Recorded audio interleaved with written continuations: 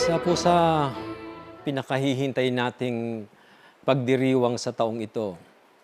Isang pagdiriwang na hindi lamang dito sa ating bayan kundi sa buong daigdig ay pinagkakaabalahan at hinihintay na mangyari ay walang iba po kundi ang World Youth Day na gaganapin sa Madrid itong darating na ika-16 hanggang ika-21 ng Agosto.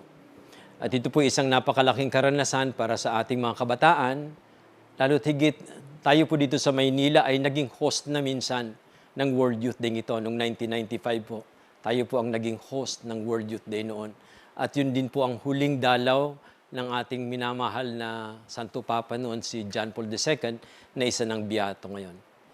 Ngayon po, bilang paghahanda po natin at isang serbisyo na aming pinagkakaloob ngayon sa mga kabataan, sila man ay dadalo o mananatiling dito sa Pilipinas, ay ito pong WYD Pinoy.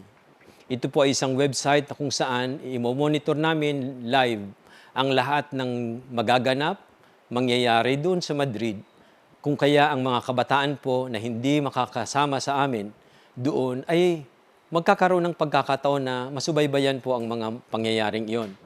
Ganon din po, siyempre yung mga kabataang sasama, dadalo doon sa World Youth Day, ay may pagkakataong mag-contribute ng kanilang mga karanasan, ng mga larawan, mga photos nila na kukunin habang nandun po sila sa World Youth Day.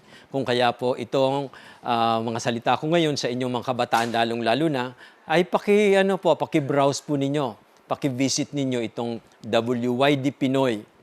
Gusto ko na rin pong sabihin na pwede nyo rin hong tingnan ang Youth Pinoy, ang dati na pong website natin para sa kabataang Katoliko dito sa Pilipinas.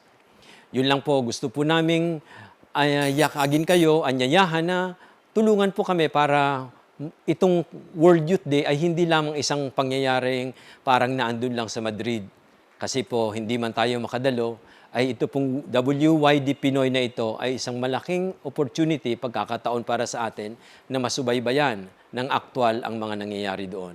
Hindi na po tayo maghihintay ng mga balita na ipaparating sa atin ng mga national networks natin, kundi ito po mismo, live, masusubaybayan na natin. At sa muli, hinihingi ko po na mag-contribute po kayo, magpadala po kayo ng mga pictures, ng mga photos ninyo, ng inyong mga insights, mga karanasan, anuman po ang pwede ninyong masabi tungkol sa World Youth Day ito. At ito po ay para sa inyong lahat, sa mga dadalo, pupunta ng Madrid, at yun din po mga nandito maiiwan sa Pilipinas. Ang World Youth Day po ay hindi lamang para sa mga kabataang may capacity na pumunta sa kung saan man ginaganap ang pagtitipong ito, kasamang ating Santo Papa, si Pope Benedict, at ang mga kabataan ngayon po, I think they're expecting around 500,000 young people to participate in this World Youth Day sa Spain.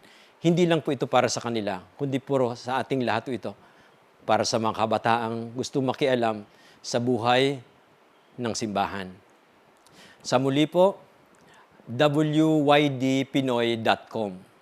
Ito po ay ating gamitin, dalawin, tingnan, para makapagsubaybay po tayo at makiisa sa gaganaping World Youth Day nitong August 16 hanggang 21 sa Madrid, Spain. At ito po muli, sinasabi namin na dalawin po ninyo at kung po pwede po, mag-contribute po kayo. Lalong-lalo din sa mga naandun at dadalo sa Spain. I-contribute po ninyo ang inyong mga photos, ang inyong pong mga reflections, ang inyong mga karanasan, ano pong mga komentaryo ninyo. Sama-sama po tayo magdiwang ng World Youth Day ngayong 2011.